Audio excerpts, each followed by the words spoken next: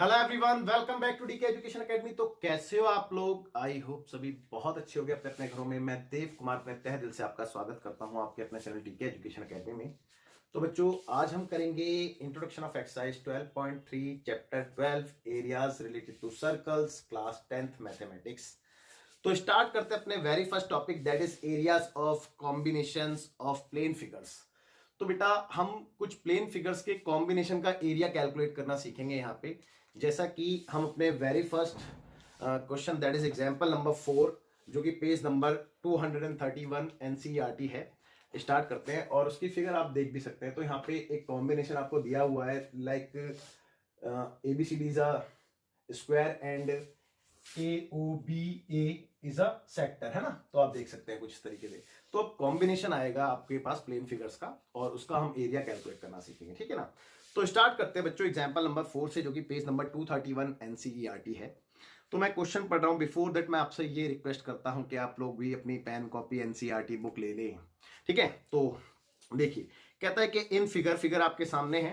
कहता है कि 2 circular flower beds have been shown on 2 sides of a square lawn ABCD of sides 56 meter.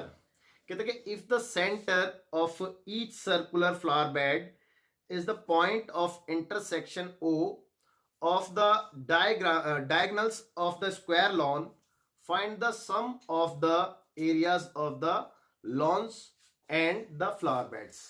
तो आपने loans और फ्लावर बेड्स दोनों का एरिया कैलकुलेट करना है। तो बच्चों, देखते हैं कि कैसे कर सकते हैं, है ना। तो बच्चों, अगर इसमें हम इसको मार्क कर दें, let's suppose ABCD, let's suppose ये E पॉइंट और ये F पॉइंट, ठीक है। तो हमसे मांगा गया है sum of areas of lawn and flower beds, है ना, यानी कि टोटल एरिया मांगा गया है इस पूरे का, है ना। तो लॉन और फ्लावर बेड्स दोनों का एरिया निकालना है हमने। तो बच्चों देखो कैसे निकाल सकते हैं, है ना, देखेंगे। तो total area that is sum of area of lawn and flower beds, है ना। देखिए कैसे, एक बात आओ देखो, एक तरीका तो ये है हमारे पास कि हम क्या कर सकते हैं कि हम इसको कैलकुलेट कर लें, इस वाले पोर्शन को, और इस वाले पोर्शन को कैलकुलेट कर लें, और उसमें फिर ये स्क्वायर ऐड कर दें, है ना। एक तरीका तो ये है, और यही मेरे हिसाब से बेस्ट तरीका है। तो इसी को हम फॉलो करेंगे और देखते हैं कैसे कैलकुलेट करते हैं। अच्छा देखो, सबसे पहले अगर आप इस चीज को ध्यान से देख रहे हैं तो बेटा ये क्या कहलाएगा? ये कहलाएगा एक सेक्टर, है ना, सेक्टर, ठीक है। और सेक्टर का अगर आप एरिया कैलकुलेट करते हैं, क्योंकि आपको सेक्टर का एरिया निकालना पड़ेगा, बिकॉज ऑफ अगर आपने फ्लावर बेड ABF का एरिया निकालना है तो सेक्टर के एरिया में से इस ट्राइंगल का एरिया माइनस करना पड़ेगा, तभी निकलेगा, है ना, ठीक है। ओके, तो ये सेक्टर का एरिया निकालने के लिए हमारे पास यहाँ पे थीटा होना चाहिए, और क्योंकि ये एक स्क्वायर के डायगोनल्स हैं, और हम ये जानते हैं कि स्क्वायर के डायगोनल बाइसेक्ट करते हैं 90 डिग्री पे, है ना। तो इट मीन्स मैं ये कह सकता हूं कि जो यहाँ पे थीटा मिलेगा आपको वो 90 डिग्री का मिलेगा, ठीक है। इसमें कोई डाउट नहीं होना चाहिए। तो कुछ इंफॉर्मेशन लिख लेते हैं, दैट इज थीटा, जो कि आने वाला है आपका 90 डिग्री, ओके। और इसके अलावा आपको एक चीज और चाहिए होगी, वो है आपकी OB या फिर OA। वो क्या है बेटा? रेडियस है ना, रेडियस है। तो रेडियस निकालने के लिए आपको काम करना पड़ेगा किसमें? इस वाले ट्राइंगल में, है ना, इस वाले ट्राइंगल में। तो देखो, मैं इस वाले ट्राइंगल में काम करके पहले रेडियस कैलकुलेट कर लेता हूं। तो मैं 2 मिनट के लिए मान लेता हूं कि ये x है, ठीक है। तो ये भी x होगी बेटा, ये भी रेडियस है क्योंकि, है ना। तो देखो, इन ट्राइंगल या इन राइट ट्राइंगल, भाई इस ट्राइंगल का नाम क्या है? AOB। तो इसमें मैं पाइथागोरस थ्योरम का यूज करूंगा, आप लोग ध्यान दें। तो according to Pythagoras theorem, hypotenuse का स्क्वायर, तो बेटा हाइपोटेनस कौन सी होगी? वाली साइड होगी। तो हाइपोटेनस कितनी है बेटा? 56। चेक कर लो, 56 ही तो है। और इक्वल टू में परपेंडिकुलर प्लस बेस, यानी कि x square plus x square, ठीक है। तो ये कितना हो गया बेटा? It implies 2x square equal to 56 into 56, भाई यही तो आएगा। अब ये 2 उधर जाके कैंसिल हो जाएगा, तो 2 से एक 56 काट देते हैं हम, तो 2 जा और 8 जा, यानी कि x स्क्वायर की जो वैल्यू आप देख रहे हैं वो है 28 इंटू 56, और इतना कितना? इतना सेंटीमीटर, ठीक है बच्चों। तो ये आपका x स्क्वायर आ गया, यानी कि रेडियस का स्क्वायर आ गया, है ना। रेडियस तो नहीं निकली, बट रेडियस का स्क्वायर मिल चुका है हमें, तो हम इसका यूज कर लेंगे, ठीक है। ओके, तो अब रिक्वायर्ड एरिया निकालते हैं। अब देखो एरिया में पहले कौन सा निकाल रहा हूं, पहले मैं इस फ्लावर बेड इस फ्लावर बेड का निकाल रहा हूं। अब आप देखेंगे ध्यान से कैसे निकालेंगे।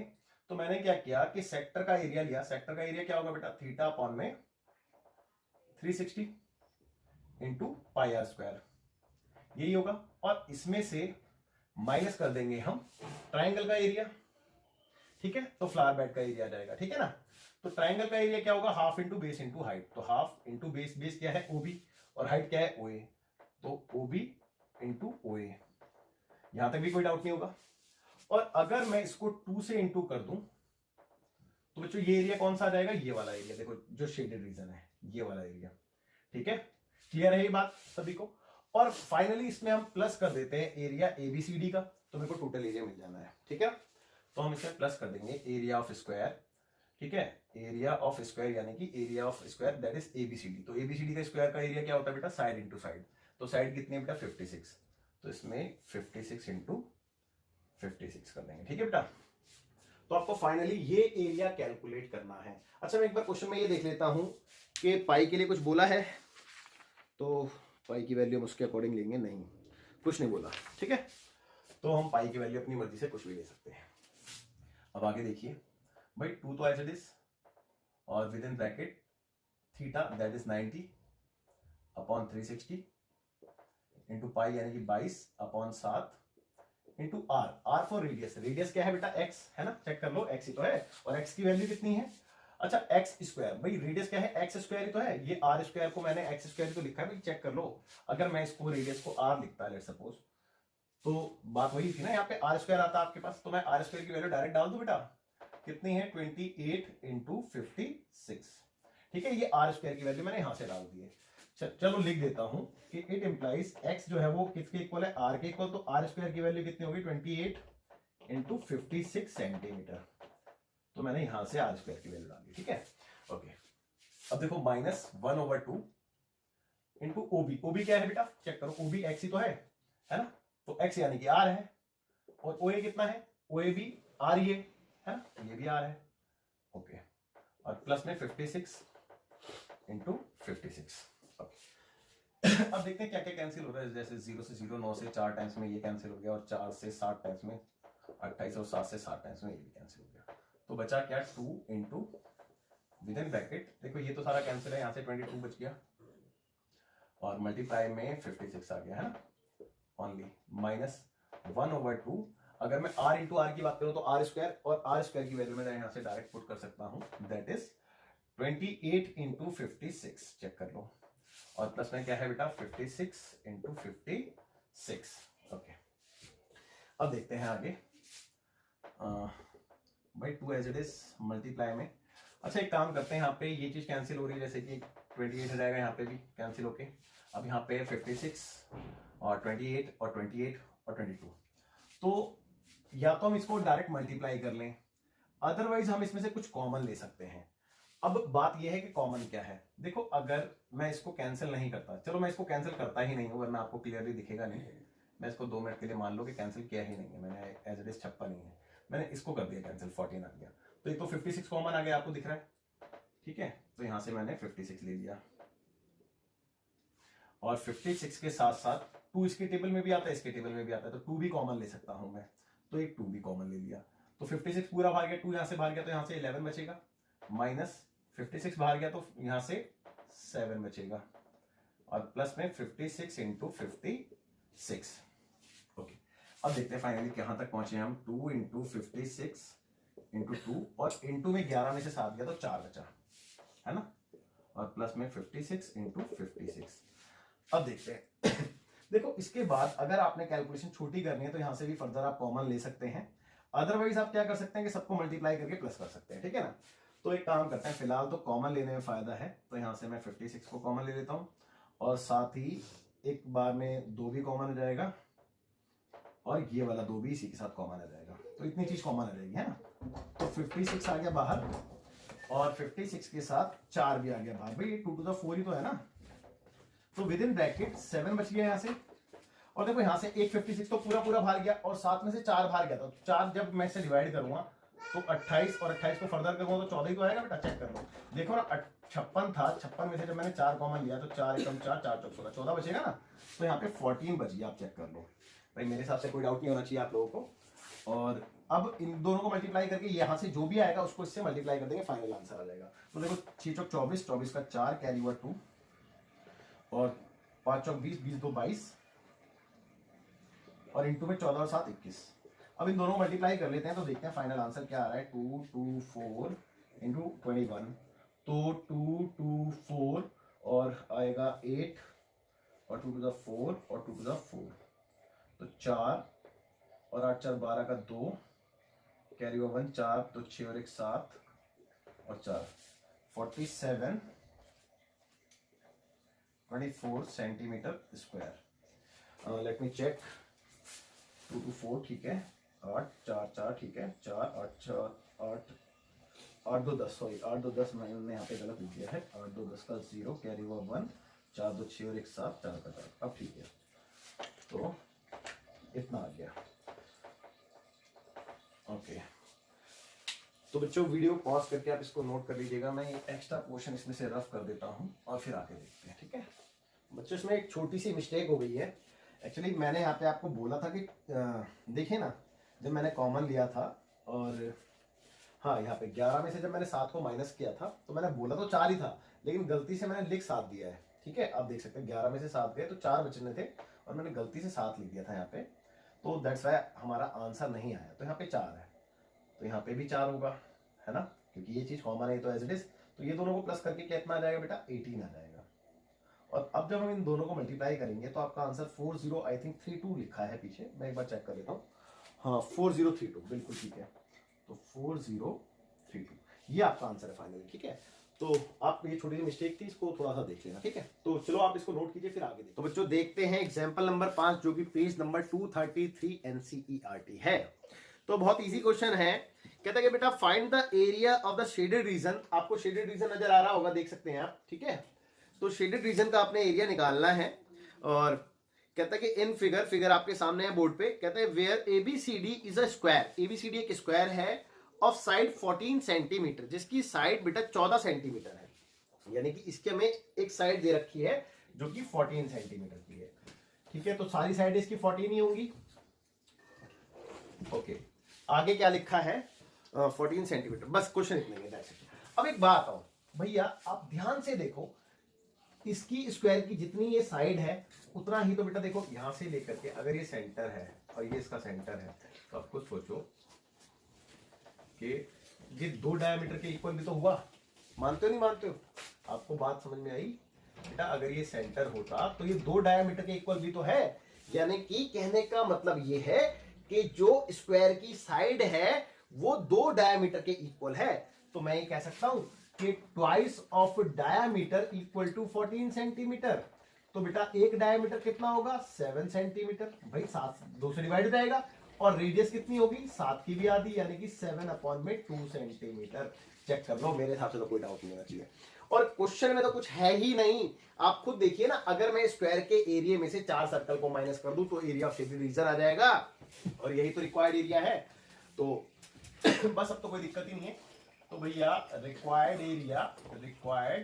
Area is equal to area of shaded reason.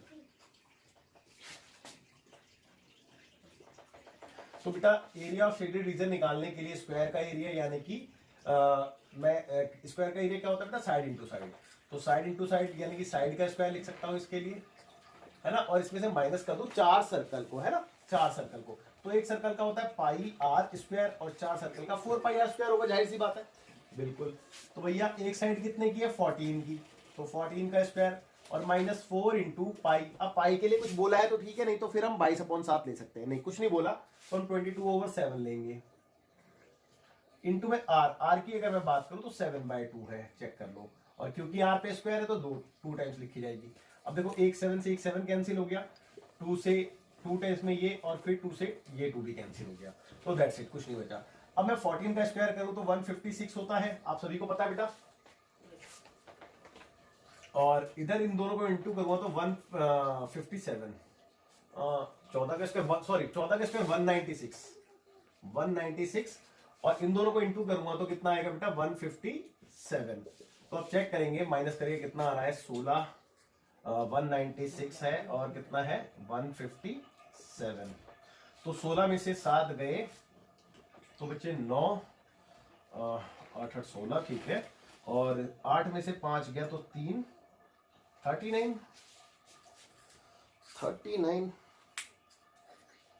बच्चों 14 का स्क्वायर होता है 196 और यहाँ पे अगर आप देखो तो 22 इंटू 7 दैट इज 7 2 जा 14 का 4 कैरी हुआ 1, 7 2 जा 14 और एक 15, तो 154 यहाँ पे आ गया। और 6 में से 4 गया तो बेटा 2, 9 में से 5 गया तो 4, that is 42 centimetre square. That's your answer. और आप वीडियो पॉज करके नोट कीजिए, फिर आगे देखते हैं। बहुत ही तो बच्चों देखते हैं लास्ट एग्जांपल नंबर 6 जो कि पेज नंबर 234 एनसीईआरटी है। तो बहुत इजी क्वेश्चन है। देखिए कहता है कि find the area of the shaded design. आपने शेडेड डिजाइन का एरिया निकालना है, यानी कि ये वाले पोर्शन का एरिया निकालना है। आप बोर्ड पे देख सकते हैं। और इन फिगर कहता है where ABCD is a square. ABCD जो है वो एक स्क्वायर है, ठीक है, ऑफ साइड 10 सेंटीमीटर। इसकी साइड आपको गिवन है 10 सेंटीमीटर।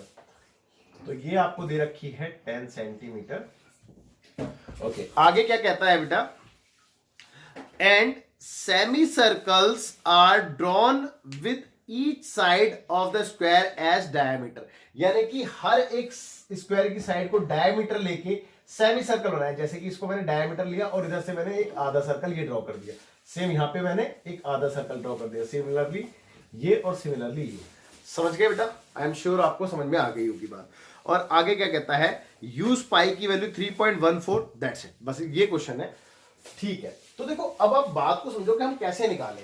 यार इसका एरिया निकालना है, ये बात समझ में आती है। लेकिन अगर आप ध्यान से देखो, जैसे कि ये फर्स्ट मान लिया मैंने, ये सेकंड मान लिया, ये थर्ड मान लिया और ये फोर्थ मान लिया। अगर मेरे को ये 1 2 3 4 पार्ट के एरिया पता चल जाए कैसे भी करके, और फिर मैं क्या करूंगा, इस स्क्वायर में से इस 1 2 3 4 पार्ट को माइनस कर दूंगा, तो मेरा एरिया ऑफ शेडेड डिजाइन आ जाएगा। मानते हैं बात? तो बिल्कुल हम ऐसे ही करेंगे। यानी कि first of all we calculate the area of first, second, third and fourth part, है ना। तो इन पार्ट्स के मैं एरिया कैलकुलेट कर लेता हूं पहले। अब देखते हैं कैसे करेंगे। तो देखो मैं ना फर्स्ट और थर्ड का एक साथ कर सकता हूं। आप लोग सोचोगे कैसे। देखो अगर मैं पूरे स्क्वायर में से अगर ये वाला सर्कल आधा और ये वाला सर्कल आधा माइनस कर दूं तो बेटा फर्स्ट और थर्ड आ जाएगा, नहीं आ जाएगा? चेक कर लो, ठीक है। तो बस इसी तरीके से। तो देखिए area of first part plus third part. तो भैया कैसे निकालेंगे पूरे एरिया में से, यानी कि एरिया ऑफ स्क्वायर एबीसीडी, इसमें से माइनस कर देंगे 2 सेमी सर्कल, है ना। तो 2 सेमी सर्कल यानी कि एरिया ऑफ, भाई एक काम करते हैं, मैं एक काम करता हूं सिंपल, डायरेक्टली मैं कैलकुलेट ही करके दिखा देता हूं आपको, लिखने की जरूरत नहीं है सेमी सर्कल वगैरह। तो बेटा एरिया ऑफ स्क्वायर एबीसीडी इसका फॉर्मूला क्या होता है बेटा, साइड स्क्वायर। चेक कर लो, यही तो होता है। और इसमें से मैं माइनस करूंगा ये 2 सर्कल ये वाले, है ना। तो पूरे सर्कल का होता है पाई आर स्क्वायर, ठीक है। मुझे निकालना है लेकिन आधे सर्कल का, और लेकिन आधे सर्कल कितने हैं बेटा, 2 बार है। नहीं समझ में आई बात? कोई बात नहीं। देखो पूरे सर्कल का एरिया होता है पाई आर स्क्वायर। मैं किसका माइनस कर रहा हूं, आधे सर्कल का। तो आधे सर्कल का क्या होगा, हाफ पाई आर स्क्वायर। लेकिन आधे आधे मेरे पे 2 सर्कल है, तो मैं इसको 2 से इंटू कर दूंगा। तो सेम इस तरीके से। और चेक करो ना, पूरा सर्कल ही तो हो गया, 2 से 2 कैंसिल हो गया, तो आधा और आधा पूरा सर्कल हो गया, नहीं हो गया? ओके। अब देखिए तो साइड कितनी है बेटा, 10 सेंटीमीटर माइनस पाई के लिए बोला था 3.14 लेने के लिए। और बात करें अगर रेडियस की, तो बेटा अगर ये पूरा डायमीटर है तो रेडियस इसकी हाफ होगी। यानी कि डायमीटर अगर 10 सेंटीमीटर है तो रेडियस उसकी हाफ होगी, यानी कि 5 सेंटीमीटर, है ना। ओके, तो रेडियस आपकी आ गई 5 × 5, ठीक है। ओके। अब देखो अगर आप चाहो तो पॉइंट हटा सकते हो और फिर आप कैलकुलेशन कर सकते हो पॉइंट हटा के, है ना। नहीं तो आप सिंपल मल्टीप्लाई कर सकते हो और उसके बाद आगे कर सकते हो। तो देखो एक काम करते हैं, 10 का स्क्वायर क्या होता है बेटा 100 होता है, लेकिन मैं 10 इंटू 10 ही लिख रहा हूँ फिलहाल। और यहाँ पे क्या आ गया 3.14 इंटू 5 और इंटू में 5।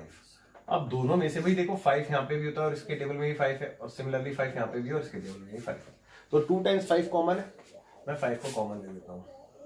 तो 5 इंटू 5 कॉमन आ गया, तो विद इन ब्रैकेट यहाँ से एक 2 बचा और यहाँ से भी एक 2 बचा और यहाँ से 3.14 बचेगा। चेक कर लो।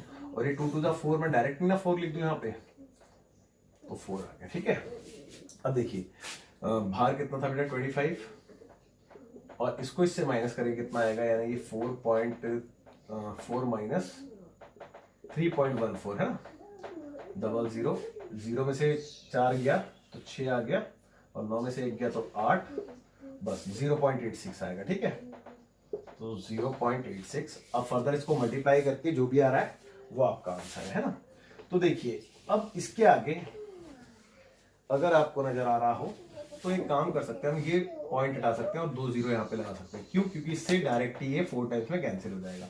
अब 4 से फर्दर इसको काटते हैं, तो 4 1 जा 4, 4 2 जा 8, और 4 1 जा 4, पॉइंट लगा 2, 4 5 जा है ना 20 होता है। तो यानी कि एरिया आ गया आपका 21.5 सेंटीमीटर स्क्वायर। ये किसका आया बेटा area? First and third part का। और इतना ही एरिया सेकंड एंड फोर्थ का भी होगा सिमिलरली है। तो similarly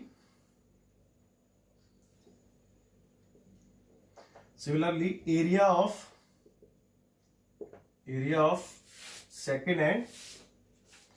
second part plus fourth part equal to 21.5 centimetre square. यानी कि मेरे को चारों पार्ट का एरिया मिल गया। अब मेरे को शेडेड डिजाइन का एरिया निकालना बहुत इजी है। नाउ रिक्वायर्ड एरिया, तो रिक्वायर्ड एरिया कितना है बेटा? रिक्वायर्ड एरिया बेटा एरिया ऑफ शेडेड डिजाइन है ना।